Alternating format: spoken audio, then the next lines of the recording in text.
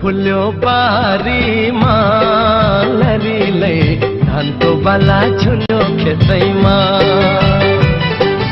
कति राम्री देखिन्थ्यो बरीले जमरा र रातो टिकैमा